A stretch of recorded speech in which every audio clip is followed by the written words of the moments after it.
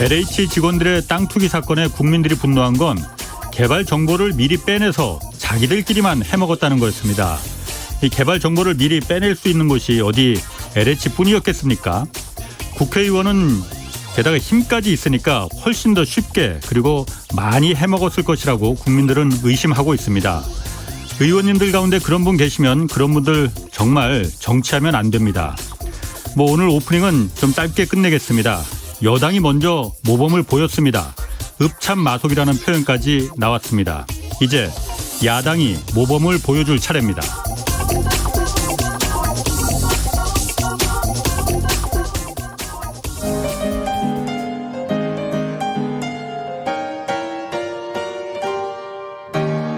대한민국 최고의 경제 전문가와 함께합니다.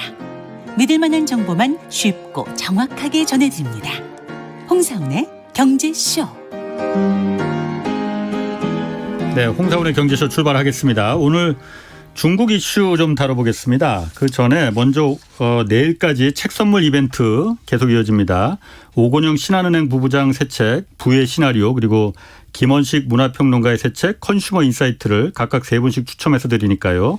책 받고 싶으신 분은 성함, 연락처 그리고 주소 짧은 문자는 50원, 긴 문자 100원이 드는 샵 9730으로 문자 많이 보내주시기 바랍니다. 유튜브로 신청하시면 이거 안 됩니다.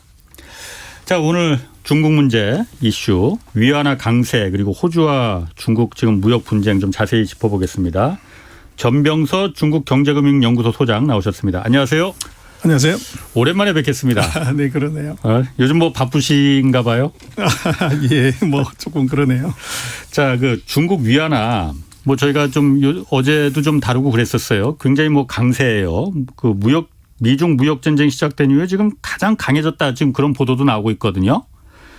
일단 위안화가 강세가 이렇게 되면은 중국한테 이제 수출이 좀 잘 영향이 있을 거고, 그런데 어쨌든 그렇다 하더라도 중국한테 뭐가 그렇게 안 좋은 건지, 그리고 우리한테는 무슨 영향이 있는 건지 위안화가 이렇게 강세가 된다면은 좀 쉽게 한번 좀 설명해 주시죠.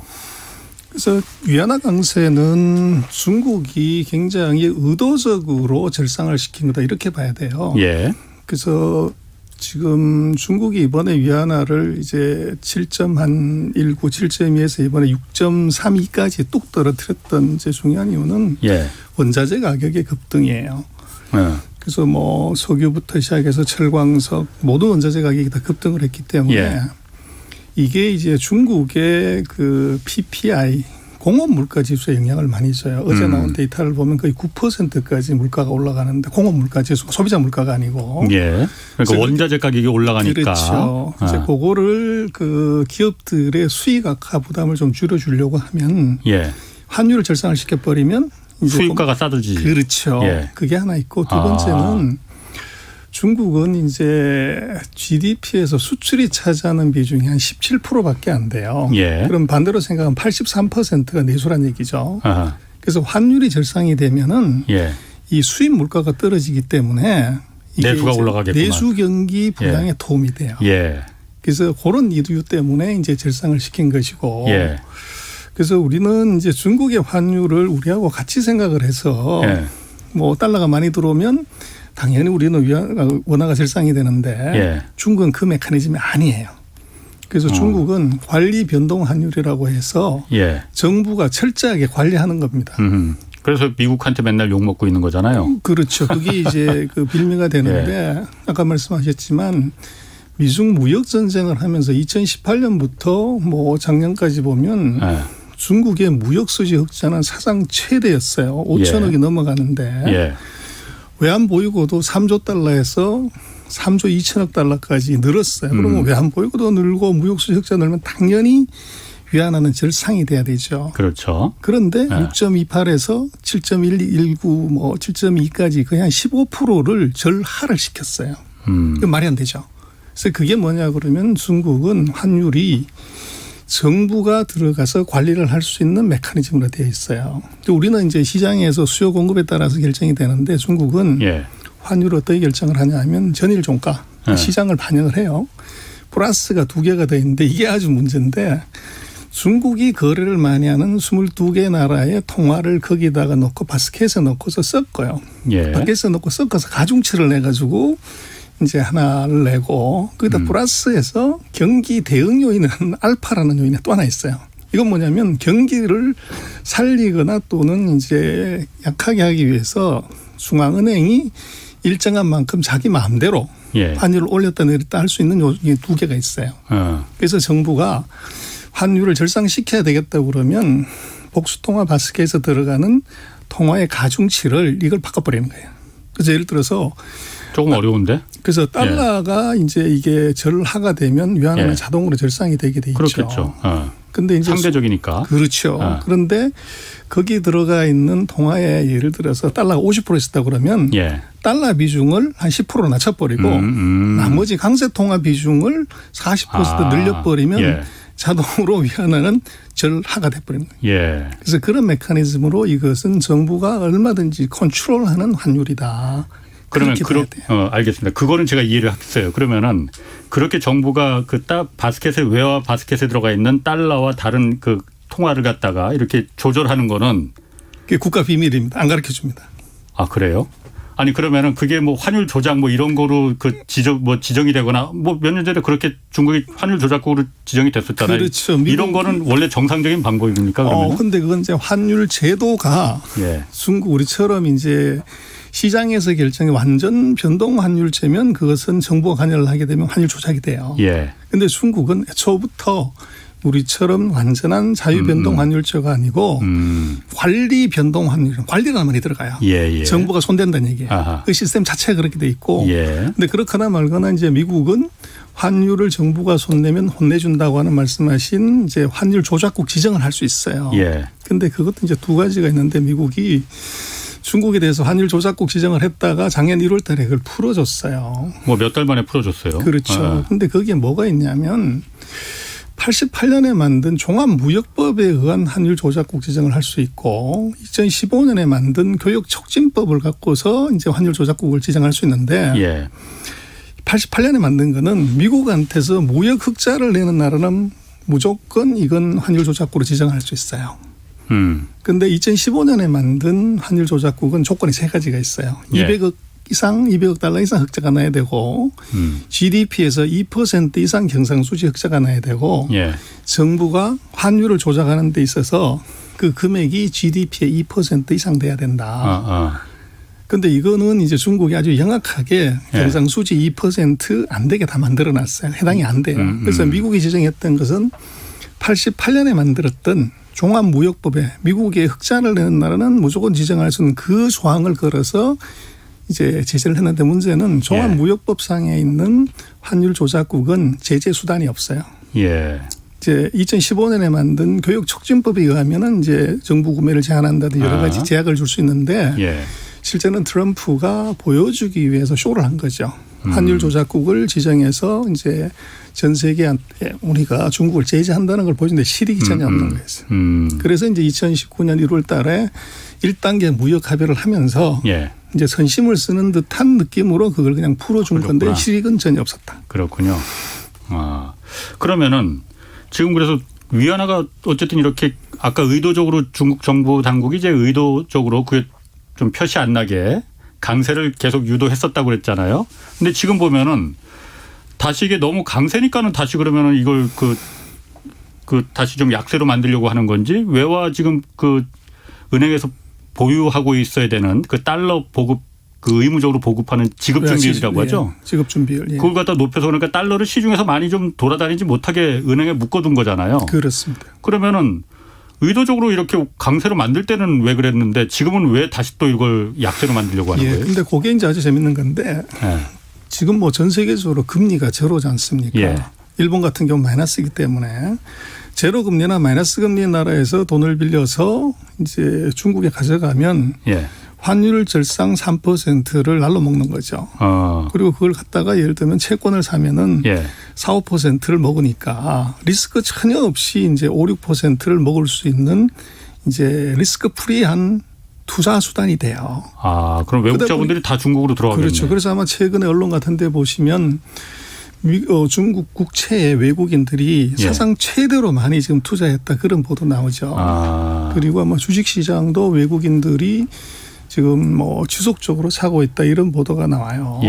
그래서 그것이 이제 이 투기 자금이 이 환율 절상을 이제 노려서 리스크 프리한 수익을 얻으려고 대거 이제 한만이가 들어올 수 있는 가능성이 있어요. 한먼이라 이거죠. 그렇죠. 그래서 그것에 대한 경고를 예.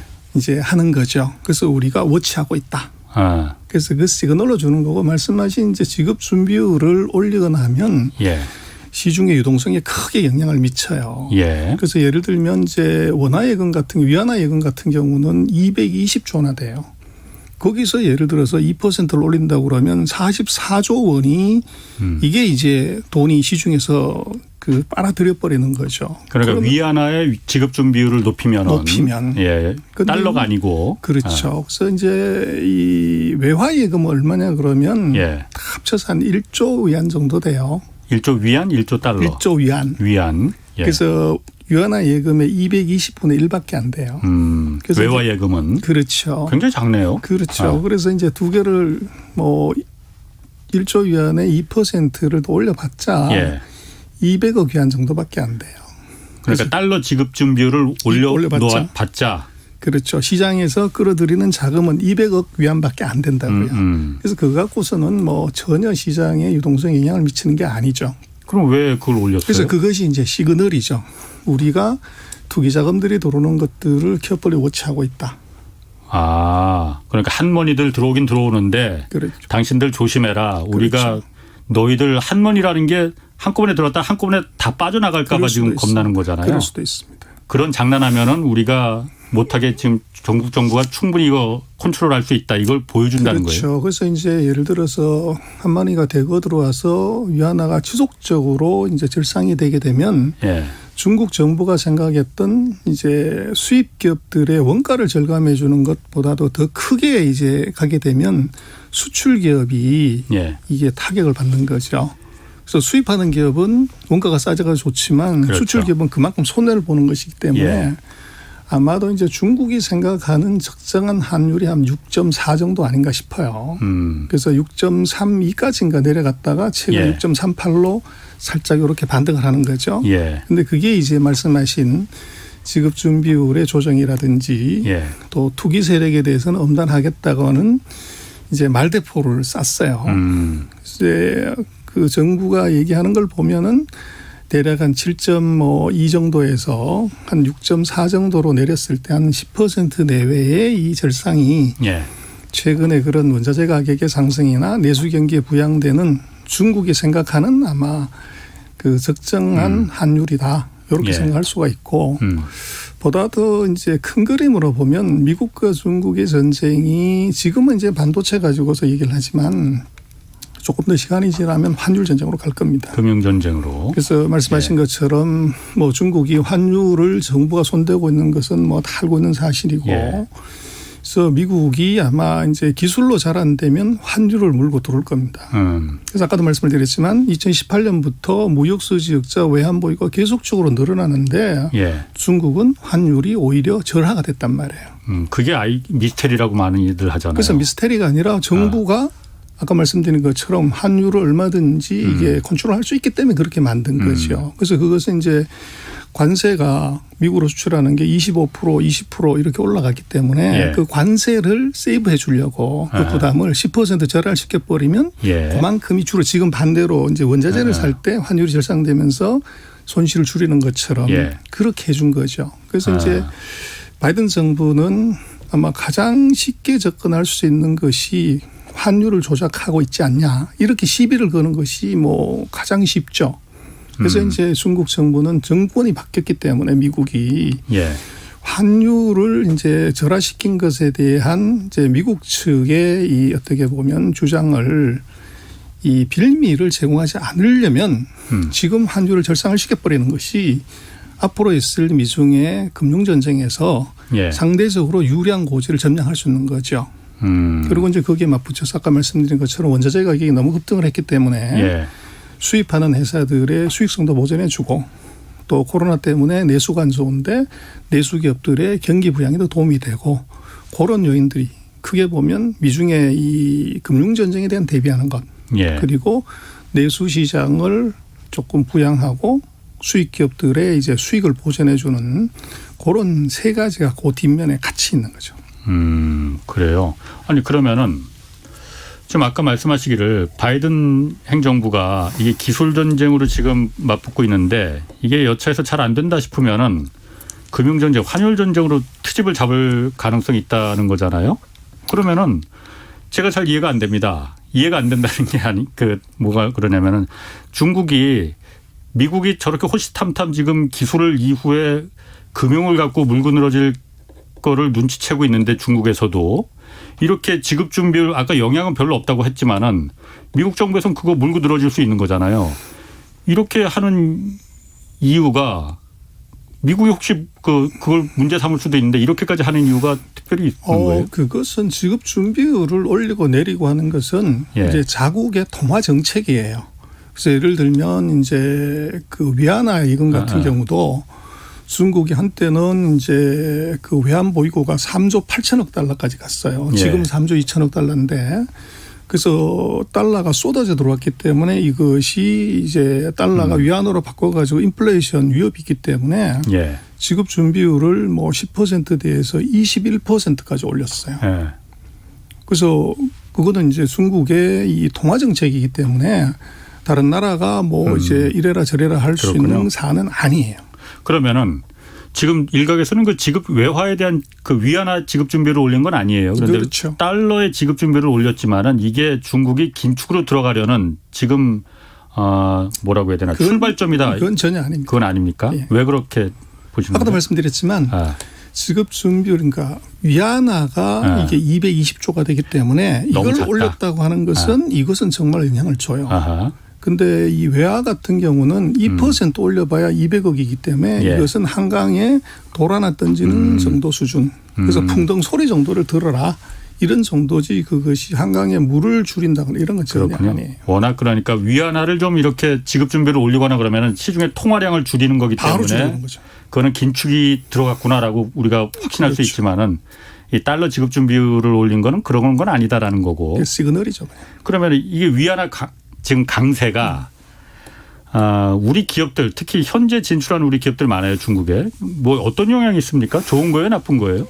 그래서 이제 우리 현지 기업들 같은 경우들은 아무래도 이제 수입을 하게 되는 거니까 이제 뭐 그런 내수를 중국에서 한다고 하는 업체들은 도움이 되죠. 그런데 거기서 이제 다시 가공해서 수출을 한다고 그러면 그럼 나쁘겠고. 그만큼의 영향을 같이 받는 거죠. 받는 건데 지금 이제 어떻게 봐야 되냐 그러면 뭐 환율이 지금 한 2, 3% 절상이 됐다고 하지만 중국이 지금 수출이 너무 좋아요. 거의 뭐 이제 27% 4월 달 같은 경우에 거의 30% 가까운 성장을 해요. 수출이. 그렇죠. 수입은 뭐 51%나 늘었고. 그래서 엄청난 이제 수출 수입이 있기 때문에 이게 뭐 2% 3% 정도 절상절하는 사실은 이게 규모의 경제 때문에 또 많이 팔아서 남는 그 원가 절감 효과가 있어서 뭐 환율이 3% 갖고 이것이 그 수출 기업이나 수입 기업에 크게 영향을 미친다 이렇게 보기는 어렵고 이번 조치는 이 원자재 가격이 너무 단시간 내에 급등했기 때문에 그걸 조금 줄여주는 이제 노력이다 이렇게 봐야 될 것 같아요. 그렇군요. 그 다음 주제 좀 호주하고 좀 이제 얘기를 좀 해봐야 되는데 그 전에 잠깐 그 유튜브로 지금 질문이 좀 들어온 게 있어서 노후 부자대기님이 중국과 홍콩 관련 펀드 수익률이 좋지 않은데 노후 준비 관련 자금을 꽤 넣어 놓았다고 합니다. 홍콩과 중국 이 증시 이거 전망이 좀 어떻게 될까요? 앞으로 10년 이상 기다려야 하나요? 하고 물어보셨거든요. 어떻습니까? 그래서 홍콩이 연초에 전 세계에서 주가 상승률이 가장 높았어요. 중국도 그랬잖아요. 그렇죠. 그래서 높았던 이유는 뭐냐 그러면 홍콩 시장에 중국의 본토인들이 홍콩 주식은 살 수 있어요. 그래서 강구통이라고 그러는데 그 자금이 이제 1, 2월 달에 역대 최대로 이제 내려왔었어요. 그게 이제 주가를 올렸던 중요한 요인이고 또 작년 같은 경우는 홍콩이 여러 가지 이유 때문에 주가가 전 세계적으로 봤을 때 굉장히 안 올라갔어요. 저평가 때문에 갔었는데 중국 정부가 봤더니만 본토 시장을 육성을 해야 되는데 중국 돈이 홍콩으로 너무 많이 빨려가기 때문에 이제 중국은 아무래도 정부 입김이 워낙 강하니까 이제 중국 펀드한테 구두로 구두로 이제 그 권고를 했다고 그럴까? 첫 번째는 홍콩에 이 투자하는 거 좀 자제해라. 예. 그다음에 이제 중국도 연초에 워낙 그 시장이 좋아서 뭐 100억 원 우리로 치면 1조 7천억짜리 펀드 하나 만들면 5분 만에 다 이제 발매가 완료가 되는 예. 엄청난 이제 호황이 있었어요. 예. 그래서 이제 중국 정부가 100억 원 1조짜리 1조 7천억짜리 그 이하로 발행을 해라. 요렇게 이제 정부가 구두로 가이드라인을 준 거죠. 그래서 이제 중국은 금융기관들이 눈치가 빠르기 때문에 예. 정부가 그렇게 얘기를 하면 펀드 발매하지 말라는 거구나. 이걸 빨리 알아채는 거죠. 예. 그래서 예. 홍콩으로 들어가는 자금이 갑자기 이제 4월달 뭐 3월달 4월달 보면 뚝 떨어져요. 그래서 이제 주로 많이 사던 우리도 이제 외국인들이 주로 사다가 예. 이제 안 사게 되면 시장이 예. 주춤하듯이 예. 이제 그 영향이 그 홍콩에는 있었어요. 그리고 이제 홍콩 시장은 중국하고는 약간 다른 것이 중국은 외국인들이 들어와서 주식을 산 게 뭐 많이 샀다고 하지만 전체 시가총액이 한 2.9% 3%가 안 돼요. 97%는 중국 본토인이 거래하는데 예. 홍콩은 이제 완전히 오픈된 시장이라서 전 세계 투자가 다 와서 투자를 해요. 그렇죠. 그래서 예. 외국인이 전체 그 거래의 한 51% 정도. 그래서 외국인이 이게 이 좌지우지하는 시장이라는 거예요. 예. 그래서 그런 점이 있고 그게 이제 상장돼 있는 회사들의 한 70%가 예. 중국 본토에서 간 회사예요. 그래서 기업은 홍콩에 상장돼 있지만 그 기업의 이제 뭐 국가별로 보면 오리진은 중국 본토다. 그래서 이제 중국 본토의 정부의 입김이 같이 이제 작용을 하게 된 거고 그래서 이제 전망 그래서 좀 그래서 이건 조금 더 두고 봐야 되는데요. 그 홍콩 같은 경우는 이것이 달러 페그가 되어 있어요. 이 환율이 위안화하고 서로 연동이 되는 것이 아니라 중국 땅이지만 예. 이 홍콩 달러는 미국 달러하고 이게 똑같이 연동이 돼 있어요. 그래서 예. 환차손이 없어요. 그래서 이건 미국의 경제 정책, 미국의 금리 정책 요게 같이 영향을 받아요. 그렇군요. 그래서 만약에 이제 그 중국 본토하고 연동이 돼 있다고 그러면 홍콩 달러가 절상이 되기 때문에 외국인이 대거 들어가서 이제 사는 홍콩이 이제 중국 본토하고 같은 효과가 나야 그렇겠죠. 되는데 지금 괴리가 돼 있는 이유는 바로 이것이 미국 달러하고 연동이 돼 있어서 예. 중국 본토의 환율 절상의 영향을 이게 예. 상대적으로 못 받고 그리고 이제 이게 홍콩 입장에서는 중국 본토로 가가지고 지금 주식을 사는 것이 조금 유리하죠. 주가가 이제 그렇게 환율 절상이 되니까 그런 예. 영향 때문에 이제 홍콩이 영향을 받는 것인데 근데 그러나 이게 회사가 이 70%가 중국 본토에서 같은 회사예요. 조금 길게 보면 뭐 홍콩하고 중국 시장은 이제 같이 갈 수밖에 없습니다. 완전히 그렇군요. 분리된 건 아니에요. 알겠습니다. 호주하고 중국 무역 분쟁이 지금 여기 그 붙어 있었거든요. 그런데 미국하고 중국하고 지금 뭐 무역 분쟁, 지금 기술 패권 전쟁 이렇게 붙는 건 아는데 호주하고 중국은 이거 둘이 왜 싸우는 겁니까 일단? 그래서 뭐 좀 의아할 수가 있는데요. 예, 많이 의아합니다. 그래서 이 호주는 뭐 미국이 전쟁을 하는데 참여 안 한 적이 없어요. 영연방 국가. 그렇죠. 예. 그래서 영국하고도 이제 뭐 영연방이기도 하고. 예. 그런데 이제 거기에 근본적인 것은 뭐냐면 이 전쟁터가 미국하고 중국의 전쟁터가 바뀌었다는 거예요. 그래서 예전에는 예. 중국은 이제 동중국해, 예. 그 우리 제주도에서 밑에 있는 그 센가쿠 열도라고 그러죠. 예. 일본의 그 섬하고 대만 그리고 이제 그 필리핀, 예. 말레이시아 요거를 연결한 그 섬 안쪽에 그걸 이제 제1도련선이라고 그러는데 동중국해, 남중국해 안에서 이제 미국하고 중국이 싸운 거죠. 그래서 중국은 그 안으로 미국이 못 들어오게끔 막는 것이 최대로 중요한 역할이었고 이제 뭐 미국은 그 밖으로 중국이 못 나오게 한 건데 예. 문제는 이제 중국이 시진핑 2기 정부 들어서 드디어 이것이 태평양하고 이제 인도양 아프리카로 진출하는 1대1로라는 이제 전략을 내놓고 그리로 나가기 시작을 해요. 중국이. 그렇죠. 예. 그래서 그렇게 나가게 되면 태평양 인도양에 거기에 이제 호주라는 나라가 거기에 제일 크게 영향을 받게 돼 있죠. 그래서 이제 근본적으로 보면은 이 전쟁터가 이쪽으로 바뀌면서 이것이 이제 호주가 중국의 영향권 안에 들어갈 수 있는 가능성이 있기 때문에 이게 이제 미국으로서도 뭐 이걸 막아야 되고 예. 또 중국 자체로서 놓고 봐도 중국의 영향을 이제 받기 싫은 거죠. 그런데 거기에 이제 중요한 단초가 이제 하나가 생기는데 그게 뭐냐 그러면 중국은 이제 철광석 예. 예를 들면 이제 뭐 호주 같은 경우는 곡물이라든지 소고기라든지 뭐 이 포도주 이런 거를 주로 수출하는 이제 농업 국가니까 중국이 최대 수출국이에요. 수입국이죠. 그러니까 그렇죠. 중국이. 예. 호주가 이제 그 대중국 수출이 예. 뭐 가장 많죠. 예. 근데 이제 중국으로서는 호주가 이 원자재의 전략적인 그 공급기지? 생산지로서 공급기지로 굉장히 중요해요. 그렇죠. 예를 들면 철광석 같은 경우에 60%를 호주에서 사와요. 예. 그러다 보니까 2017년에 그리고 이제 호주가 뭐 여러 가지 의미가 있지만 중국 사람들이 해외 투자를 시작을 하면서 호주에 부동산 투자를 많이 했어요. 예. 그래서 이제 그 중국 정부가 영향을 미쳐서 이 호주 정부의 그 정치인들한테 정치 자금을 이제 부동산 업자나 이제 기업인을 통해서 도네이션, 예. 뭐 기업이 정치나 도네이션 할 수 있잖아요. 예. 그렇게 해서 호주 정치인들한테 이제 야당이죠. 예. 정치 자금을 제공한 것이 이게 이제 발각이 된 거예요. 예. 그래서 이제 호주 입장에서는 깜짝 놀란 거죠. 예. 중국이 정치적으로 이것을 호주를 컨트롤하려고 한다. 예. 그래서 외국인이 정치 기금 도네이션 하는 걸 금지시키고 그리고 이제 그걸 보니까 중국이었기 때문에 예. 중국에 대해서 이제 본격적으로 견제를 하기 시작을 하고 예.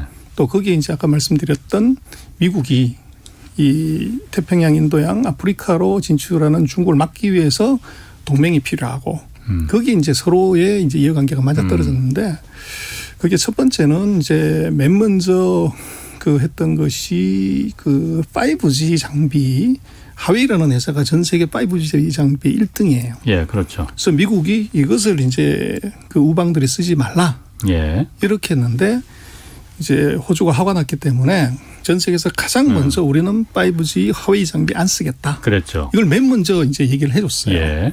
그러니까 중국으로서는 우리가 농산물을 가장 많이 사주는데 이거 이제 이럴 수가 있냐. 배신감 느꼈지. 그게 이제 하나 걸렸고. 예. 그리고 이제 그러니까 중국이 보복을 한다고 예. 우리한테 했던 거 똑같이 중국이 하는 방법이 똑같습니다. 예. 맨 먼저 관광객, 유학생 제재하고 그다음에 그 나라에서 가장 많이 이제 그 수출하는 아이템 제재 들어가고 예. 그다음에 이제 외교적으로 압박 넣고 하는 건데 그래서 이제 중국이 맨 먼저 한 게 이제 관광객 줄이고 예. 유학생 이제 가지 마라. 아하. 근데 문제는 이게 관광객의 한 17% 정도가 호주 관광객이 중국인이에요. 예. 유학생의 30%가 이제 이 중국인이고 거기 이제 타격을 받으니까 호주가 그 사이에 묘하게 홍콩 사태가 터졌어요. 홍콩 인권 문제가. 예. 거기에 이제 호주가 그 얘기를 한 거죠. 중국이 이것이 인권 문제에 걸린 거기 때문에 이렇게 하면 안 된다.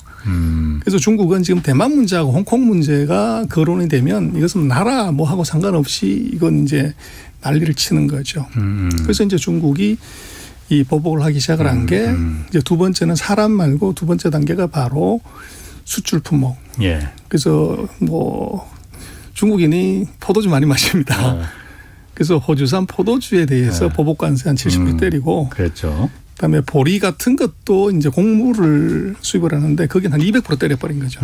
그래서 이제 그렇게 되니까 미국하고 중국이 이제 싸우는 과정에 어떻게 보면 호주가 다르게 놓고 보면 동맹국가를 통한 중국 포위망에 대해서 중국이 어떻게 대응하는 것에 이 전형을 지금 호주 케이스로 볼 수가 있어요.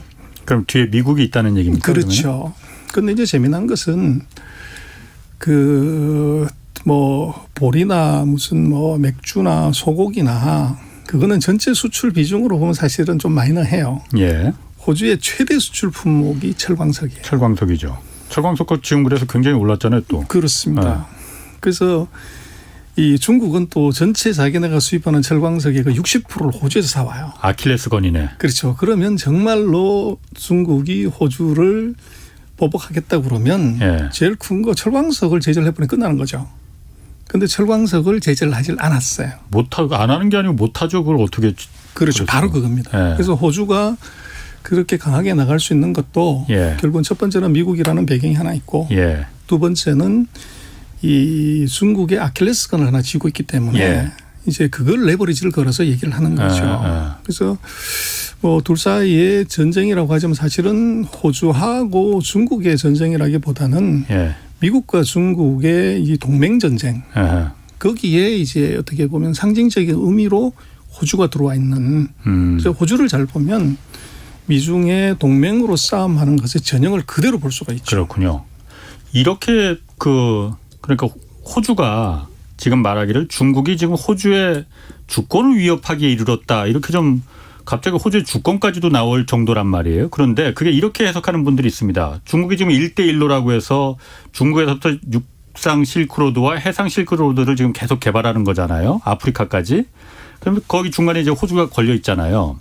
그런데 가는 나라 곳곳마다 호주도 마찬가지고 거기 사회 인프라 여기에 중국이 돈이 많으니 잔뜩 투자를 해서 항만도 뭐 개발을 하고 뭐 인프라 계속 개발을 하면은 그 투자받는 나라들은 좋을 거 아니에요. 그러니까는 그 이른바 중국에 의존해서 잔뜩 투자를 받았다가 나중에 그게 어쨌든 다 이른바 그 부채 함정에 빠져서 나중에 중국말을 꼼짝없이 들을 수밖에 없게 되는 그런 상황이 다 되다 보니까 미국도 이 1대1로 사업을 통해서 중국의 1대1로 사업을 통해서 중국의 영향력을 이렇게 자꾸 그 동선에 있는 나라들의 확대되는 걸 막기 위한 그 가장 첫 번째 싸움을 지금 호주를 갖다 선택해서 니들이 먼저 막아. 이렇게 한 거 아니냐. 그렇습니다. 그건 맞습니다. 그래서 1대1로는 이제 그 예전에 초원의 길 실크로드 예. 이쪽이 하나 있고 또 하나가 이제 해상 실크로드가 바로 말라카 해협을 지나가지고 이제 예. 인도하고 파키스탄, 아프리카를 연결하는 요 예. 이제 선인들 그곳은 명나라 때 정화장군이 갔던 고기를 재현을 하는 거예요. 예. 근데 사실은 호주는 그 길하고는 멀리 있죠. 바다 한가운데 있으니까. 근데 그 호주의 그 북쪽 끝에 다윈항이라고 거기가 그렇습니다. 중국이 잔뜩 지금 투자를 해서 거의 중국 땅이 됐다시피 했다는데. 뭐 그렇지는 않고요. 예. 거기에 이제 그 항만이나 이런 것들을 건설하겠다고 했는데 예. 그거는 이제 지방 정부 차원에서 이제 중국하고 협약을 한 거예요. 예. 그래서 이제 총리가 국가 차원에서 그것을 최근에 없던 걸로 해라 해서 폐지를 시킨 거죠. 그게 이제 말씀하신 그 1대1로 비즈니스를 그 후진국에서 최초로 리젝트를 한 거다. 예. 이제 이렇게 나오는데 그걸 보면은 실제적으로는 그것이 중국이 건설하려고 하는 해상 실크로드의 위치로 놓고 보면 예. 호주 같은 경우는 사실은 그렇게 중요한 지역은 아니에요. 그렇군요. 그래서 그건 무슨 얘기냐면 왜 1대1로의 해상 실크로드 건설하냐면 제일 중요한 게 석유예요. 중동에서 석유를 갖고 들어왔을 때 예. 이것이 인도 앞바다를 통해 가지고 말라카 해협을 통과해서 남중국해 동중국해로 들어오는 거죠. 예. 유사시에 이제 미국이 그곳을 잘랐을 때 뭐 중국은 지금 석유의 거의 한 60-70%를 수입을 하기 때문에 이제 깜깜하게 되는 거죠. 예. 그래서 이걸 막으려고 거기에 이제 군사기지를 만들고 부도 항만을 만드는 중국이. 그렇죠. 그럼 그 나라들이 그걸 허용을 합니까 그러면은 중국의 군사기지가 거기 들어가는 걸? 그래서 이제 거기에 엄청난 투자를 해 주는 거죠. 그 말씀하신 이제 돈을 빌려주든지 뭐 이제 원조를 하든지 해서. 예. 근데 이제 호주 같은 경우는 사실은 뭐 다윈항 같은 경우가 너무 이쪽하고 석유 수송로나 교역량하고 많이 떨어져 있기 때문에 예. 오히려 제가 볼 때는 호주 같은 경우는 자기네가 수입하는 곡물이라든지 농산품이라든지 그 석탄, 철광석을 좀 원활하게 이제 가져오기 위한 그런 이제 프로젝트였다고 볼 수가 있고 그래서 뭐 그것이 지금 중국이 생각하는 그 해상 실크로드에서 호주가 빠진다고 그래가지고 그렇게 치명적인 타격을 받거나 그렇지는 않은 것 같아요. 아까 말씀드렸던 그 석유 수송로 입장에서 놓고 보면. 예. 그러나 이제 말씀하신 그 다른 나라에 미치는 영향. 그래서 중국이 이제 본보기가 된다는. 그렇죠. 예. 그래서 다른 나라들은 이제 호주처럼 그럼 우리가 리젝트 하겠다. 예. 이렇게 이제 할 수가 있어야 되는데 예. 문제는 아까 말씀하신 것처럼 중국은 왜 이게 다 대출을 통해 가지고 이제 이 SOC를 건설하고 그것이 안 되면은 이제 자기네가 인수하는 예. 이런 걸로 가냐 그러면 물론 거기에 이제 부채 함정을 만들어서 중국이 그 다른 나라에 지어준 SOC를 소유하려고 하는 의도도 분명히 있긴 있어요. 예. 그러나 근본적으로 한번 따져보면 중국 자체도 에쿼티 펀딩하는 것이 잘 되어 있지 않아요. 그래서 아까 말씀드린 것처럼 GDP가 100조인데 예금이 220조고 대출이 170조고 예. 그렇듯이 중국은 금융산업이 낙후돼 있어서 모든 것을 은행에 대출해줘서 그거 갖고 SOC 투자하고 하는 것이 중국의 어떻게 보면 지금까지 배운 거 실력이에요. 예. 그리고 이제 해외 투자를 하려고 하면은 이제 거기에 리스크가 존재하기 때문에 그 리스크를 감내할 만한 에쿼티 투자를 중국이 해본 적이 별로 없어요. 그래서 이제 자기네들이 하는 그리고 어차피 투자를 했을 때 거기에 돈을 빌려주는 것이 은행이란 말이에요. 증권회사 가주는 게 아니고 그러다 그렇죠. 보니까 은행은 당연히 이제 담보를 잡아야 되고 예. 그래서 또 하나는 이제 아까 말씀드린 그런 의도도 있지만 부채 함정에 빠뜨려서 다른 나라를 지배하려고 하는 것도 있지만 중국의 내재적인 금융 시스템의 결함 때문에 예. 대출로밖에는 못 간다. 그래서 이제 이게 하나 있고 예. 그리고 중국이 이제 그 IB가 소위 말하는 인베스트먼트 뱅커들이 투자은행이. 국제적인 투자은행이 이 프레싱 파워가 있고 이 마케팅 능력이 있으면 SOC를 건설하는데 예를 들면 신디케이션을 모집하는 거죠. 각 나라들로부터 돈 받아가지고 이렇게 투자를 하면 그렇지. 되는데 예, 예. 중국이 그거 한다고 그랬을 때 따라올 서방 국가 거의 없죠. 안 가죠. 그래서 이제 자기네가 독자적으로 하게 되고 신디케이션할 능력이 없으니까. 예. 그리고 이제 자기네 금융 시스템으로는 오래 했는데 이제 재미난 것은 그게 이제 부채 함정에 빠뜨린다고 얘기를 하는데 예. 그러면 이제 다른 서방 국가들은 예. 그러면 이제 그런 못 사는 나라들이 이제 그런 부채 함정에 빠졌을 때 중국의 실크로드 건설이 서방 민주사회에 굉장한 리스크라고 인지를 하면 예. 그걸 구해줘야 된단 말이에요. 안 구해준다 이거죠. 그래서 거기에 대신 중국을 대체하는 투자를 미국이 해야 유럽이 되는데. 해줘야 되는데 입으로만 그렇게 부채 함정이라고만 얘기를 하지 예. 그걸 대체하는 투자를 하거나 돈을 넣지는 않는다고요. 그래서 그것은 이제 이유가 뭐냐 그러면 돈이 안 된다는 거죠. 그리고 그게 투자를 해야 되는 이제 그 IB 투자은행들의 입장에서는 이제 IRR이 ROE가 안 나오는 거죠. 그래서 그러니까 수익이 안 날 거라 이거지. 그러니까 예. 이제 서방 세계는 미국이나 유럽은 다가 투자를 하는 거 SOC 투자를 할 때 우리도 그렇지만 예. 그 빌트 앤 트랜스퍼라 그러는데 건설해주고 거기서 나오는 수수료를 받아가지고 30년 동안 받아서 수익률을 맞춘단 말이에요. 예. 그런데 후진국에 그게 수수료가 안 나오죠. 예. 그러니까 IB들이 들어갈 가능성이 거의 없단 말이에요. 예. 그러니까 이제 서방 세계는 중국의 그런 행태에 대해서 욕은 하지만 그걸 우리가 구해줄게. 우리가 대신 에코티로 투자해줄게. 그러진 않고. 이렇게 하지는 않고 있다는 거죠. 그럼 중국 입장에서는 굉장히 억울할 거 아닙니까? 그러니까 중국은 그걸 노리고 있는 거죠. 예. 어차피 아무리 이제 욕을 하더라도 예. 그럼 너가 대신 손실을 나는 걸 감내하고 들어올 수가 있냐? 그럼 이거를 대신 네가 해줄 수 있어? 여기에 이제 다른 나라가 못 들어온다는 거죠. 그리고 또 하나는 이제 그런 나라들이 대부분 다가 후진국이고 그렇죠. 정치적인 예. 후진성 아직도 뭐 이제 왕이 있거나 예. 뭐 전제주의 국가거나 이렇기 때문에 이제 그런 나라들 입장에서는 오히려 서방의 민주주의 시스템이나 또 이제 서방의 그런 금융 시스템이 들어와서 투명성을 높이는 것이 자기의 이제 통제력에 오히려 이제 마이너스인 경우가 있어요. 그래서 이제 중국을 어떻게 보면 자금을 또는 원조를 선호를 하는 이제 그런 이제 모순이 또 있는 거죠. 그렇군요. 알겠습니다. 호주하고 중국하고 지금 그런 부분이 또 이렇게 얘기 들어보면은 양쪽 면이 다 있는 것 같아요. 그렇습니다. 누가 나쁜 놈이다 이걸 말할 수는 없는 것 같아요.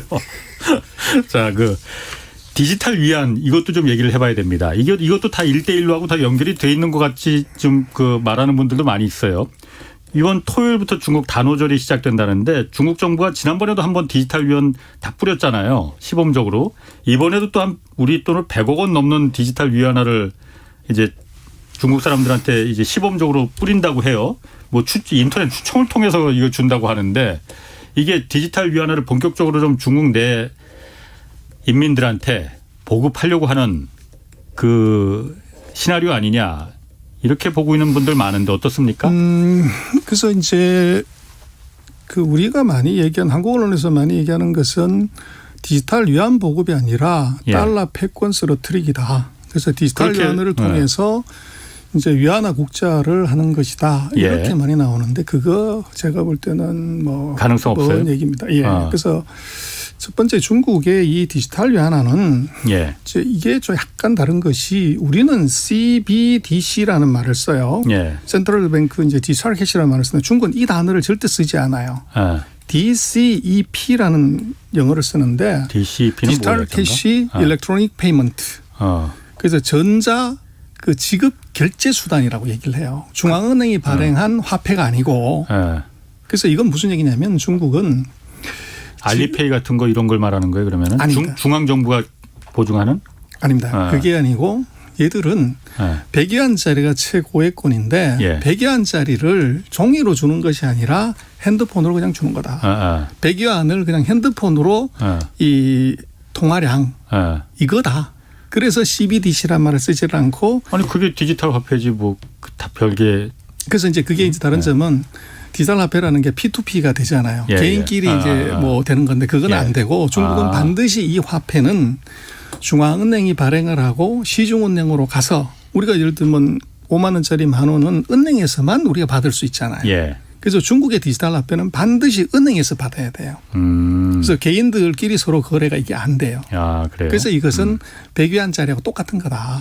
그래서 CBDC가 아니고 그러니까 가상화폐가 아니고 예. 이것은 100위안짜리를 그냥 전자지갑으로 주는 것이다. 그렇군요. 이거라고 이제 정의를 해놓은 거고. 예. 그래서 이게 이제 뭐 아까 말씀하신 그 단오절에 쓴다고 그러는데 이미 5개 지역에서 이거를 테스트를 해봤어요. 예. 하는데 이게 이제 어떻게 봐야 되냐면 아까 말씀하신 뭐 위안화 국자나 무슨 뭐 이 달러 패권성 이게 뭔 게 그리고 뭔 것이 얼마를 나눠주냐 그러면 200위안씩 나눠져요. 예. 뭐 많지는 않죠. 그래서 200위안에 34,000원이에요. 그래서 그거를 뭐 5군데에서 이제 뭐 몇십만 명 써봤다고 하는 것은 그냥 택시 타고 라면 사 먹고 그런 정도로 간 건데 이걸 중국은 2014년부터 했어요. 뭐 연구도 많이 했고 했으면 이거 전국적으로 그냥 보급해서 쓰면 되지. 근데 이걸 왜 안 하냐 하는 문제는 제가 볼 때는 해킹 문제예요. 해킹. 그래서 이것이 보안이 절대적으로 안정적이지 않다는 거예요. 그래서 만약에 이것이 해킹이 뚫리는 순간에 전국적으로 썼을 때 중국의 국부가 한 방에 그냥 다 날아갈 수 있는 거죠. 전자지갑이 털리면은 그냥 갈 수 있기 때문에 그 문제가 있고 이것의 진짜 의도는 뭐냐 그러면 이 목적이 3가지가 있는데 첫 번째는 이제 부패 자금 이제 이것들을 컨트롤하는 것. 그렇지. 두 번째는 국민들의 자금이 어디로 흘러가는지를 실시간으로 다 볼 수 있어요. 중앙정부가 다 보겠다는 거죠. 그렇죠. 그리고 이제 세 번째가 통화정책의 효율성. 그다음에 네 번째가 이게 화폐 관리. 그러니까 중국은 최고액권이 100원짜리밖에 없어요. 경제 규모가 그렇죠. 뭐 세계에서 2번째인데 미국의 거의 70% 되는데 그래서 왜 100위안 우리처럼 5만 원짜리를 안 만드느냐 1000위안이나 2000위안짜리를 만드냐면 중국은 이제 현찰로 이제 뭔가를 주는 이게 이제 많은 거죠. 그래서 이제 그런 문제가 있고. 그렇군요. 그러면 소장님. 저희가 시간이 그렇게 많지 않아서 제가 궁금한 거 아까 달러 패권을 위협하는 거 아니냐라고 의심하는 시각들이 많은데 그렇지는 않다고 보셨잖아요. 이게 제가 한번 그걸 물어볼게요. 지금 중국이 1대1로 하면서 그 라인에 있는 나라들을 물론 후진국들 개발도상국들이지만은 여기 나라들이 중국의 어쨌든 이 위안화를 결제 수단으로 만약 쓸 수 있다면은 그게 바로 달러의 역할을 하는 거잖아요. 그래서 원래 이제 스위프트라고 해서 국제 결제 달러는 이제 그런 결제 시스템이 있잖아요. 근데 중국도 CIPS라고 해서 중국의 그 스위프트의 그 아류 그러니까 중국 위안화를 이렇게 결제하는 국제 시스템 같은 걸 만들어 놨잖아요. 이 1대1로 라인에 있는 국가들을 이 CIPS와 이 디지털 위안화를 같이 결합시키면은 그게 바로 달러를 대체할 수 있는 용도가 될 수 있는 거 아니에요? 그렇게 이론적으로 해갈 수 있는데요. 문제는 이제 진짜 결제를 얼마 하냐. 그게 중요한데 전 세계 결제 통화 비중으로 보면 중국이 아직도 2%가 안 돼요. 그래서 이게 국제적인 신뢰를 못 받는다는 거죠. 아니 지금이야 당연히 달러가 국제적인 스위프트를 통해서 달러만이 그야말로 결제할 수 있게 해놨으니까 그렇지만은 그러니까 그런 거 아니에요? 그래서 그게 이제 국가의 힘이고 그게 파워죠. 다른 나라가 그 국제 통화로서의 위안화를 인정을 하려면 첫 번째는 경제력이 받쳐야 되고 두 번째는 국가의 신인도가 받쳐야 돼요. 그런데 문제는 지금 중국에 대한 이제 신뢰도가 전 예. 세계가 인정을 하지 않는 거죠. 그래서 예. 전 세계 외환보유고에 지금 중국 비중이 미국이 62% 59% 정도 되는데 중국은 2%가 안 돼요. 예.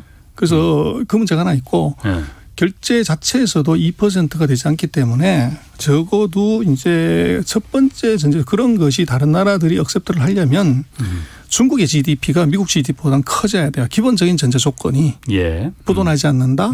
이제 그렇게 되려고 그러면 제가 볼 때는 디지털 위안화가 되든 뭐가 되든 돈을 전자화폐로 바꾼다고 해서 되는 건 아니고 예. 경제 규모가 커져서 우리 돈을 거기다 맡겼을 때 또는 그 돈을 썼을 때 이 돈의 가치가 떨어지지 않는다. 이거를 인정을 하려면 먼저 경제 규모가 미국을 추월해야 국제화가 되는 것이고 그리고 아까 말씀하신 그런 이제 그 CIPS 같은 결제망이 완성이 돼야 돼요. 예. 근데 지금 중국이 이론상으로는 150개 나라가 자기걸 쓰고 있다고 하는데 각 나라들이 가입해줘 그래서 그냥 가입만 하고 그렇지. 있지. 쓰지는 않는다. 이거죠. 실제적으로 거래되는 금액이 뭐 그 450억 불인가 얼마 안 돼요. 예. 그래서 그냥 한번 테스트를 해보는 정도고 거기는 이제 중국에 대한 신뢰가 없는 거죠 아직. 그런데 지금까지는 그렇지만은 지금 중국이 1대1룰을 통해서 아까도 말씀하셨듯이 그 열악한 나라들한테 중국이 많은 투자를 하고 중국에 의존하게끔 지금 하고 있잖아요. 그런 나라들한테 야 CIPS에서 중국하고 이렇게 뭐 복잡하게 뭐 환결제하지 말고 이거를 그냥 바로 우리 통화하자 하면은 가능성 있는 얘기 아니에요? 충분히 그럴 수 있는데 그게 뭐가 있어야 되냐면 예. 위안화로 결제를 했을 때 위안화로 그럼 우리한테 결제 대금이 달러가 아니라 위안화로 들어오게 되면 예. 그걸 가만 갖고 있으면은 위안화가 새끼를 안 치죠.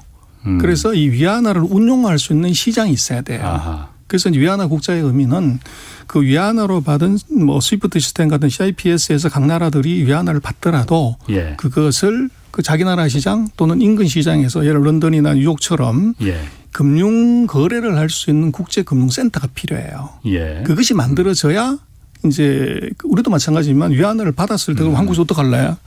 은행에 가만 넣어놔야 된단 말이에요. 예, 예. 그래서 위안화 상품, 금융 상품이 있어야 됩니다. 그래서 말씀하신 CIPS 말고 예. 각 지역에 위안화로 거래할 수 있는 위안화를 운용할 수 있는 시장이 필요해요. 그렇군요. 그것이 안 되면 뭐 크게 의미가 없지요. 그렇군요. 예전부터 그 미중 패권 전쟁에서 가장 무서운 게 금융이라고 하셨잖아요. 그 이유는 그러니까 왜 금융이라고 보시는 거예요? 지금 이제 전 세계에서 네. 그 외환보유고로 보면 중국이 2%, 미국이 59%, 60%를 차지하고 있어요. 이 얘기가 무슨 얘기냐면 조금 이제 격하게 얘기를 하면 전 세계 물건의 60%를 미국은 공짜로 사 쓰는 거로 보면 돼요. 아하. 그게 이제 뭐냐 그러면 예. 우리가 미국으로 반도체를 수출하고 핸드폰을 수출했을 때 미국은 $100짜리 하나 주는 거죠. 예. 그런데 $100짜리를 어떻게 만드냐. 예. 30cm 들여서 흰 종이에다가 그냥 이제 프린트만 하면 취급되는 거지. 거죠. 예. 그럼 99.7달러만큼의 이득이 생기는 예. 이 세노리지 이펙트가 이것이 진짜 힘이고 시너리지 경쟁력이죠. 효과. 그렇죠. 그래서 일본을 미국이 이제 자초시킬 때도 프랑스 합의를 통해서 10년 동안 환율을 69%를 절상시킵니다. 그렇죠. 아. 그럼 우리도 예를 들면 1,100원 환율이 330원 되면 네. 한국의 대표 기업들이 살아남을 수 있을까요? 그래서 이제 그것이 원자폭탄보다 더 센 예. 이 어떻게 보면 뭐 진정한 국가의 힘은 금융 패권이고 예. 지금 미국과 중국도 결국은 잘 안 되면 예. 미국은 이제 금융의 칼로 중국을 이제 포위하고 목조르고 그렇게 할 수밖에 없죠. 그래서 이제 말씀하신 그런 이제 중국도 거기에 대비해서 CIPS를 만든다든지 위안화 국제를 한다든지 디지털 화폐를 만든다든지 그런 노력은 하고 있지만 예. 아직은 뭐 통합 패권이라는 것이 100년, 150년 가는 패권이고 예. 그래서 그것이 되려고 하면은 맨 먼저 경제 규모가 이제 일정한 규모로 도달해야 되는데 아. 지금 뭐 미국 대비해서 한 70%밖에 되지 않기 때문에 그까지는 아직 긴 시간이 있고 그 기간까지는 여전히 미국이 절대적인 이제 힘을 갖고 있는 거죠. 예. 그래서 뭐 2차 대전 이후에 여러 가지 전쟁이 있었지만 미국이 무기로 하는 전쟁에서는 제대로 이겨본 전쟁이 없어요. 뭐 예를 들면 한국 전쟁, 베트남 전쟁, 이란 이라크 전쟁 그런데 예. 금융으로 하는 전쟁에서는 미국은 단 한 번도 져본 적이 없습니다. 아. 80년대 후에 10년에 한두 번씩 그 전 세계에서 금융위기가 왔고 심지어는 뭐 미국에서 금융위기가 왔지만 예. 최종 승자는 항상 미국이었죠. 그만큼 달러에 대한 패권이 가장 그야말로 중요한 거군요. 미국 입장에서는. 뭐 미국 입장에 아니라 전 세계의 모든 것에서 금융이 에브리띵이죠. 알겠습니다. 아유 오늘 말씀 고맙습니다. 지금까지 전병서 중국경제금융연구소 소장 함께했습니다. 이만 마치겠고요. 저는 내일 다시 찾아뵙겠습니다. 홍사훈의 경제쇼였습니다. 투표는 헌법이 보장한 국민의 주권이에요. 제 민주주의 가치에는 좀 반하는 거. 아니 그리고 성문법의 법과 양심에 따라서 헌법의 기반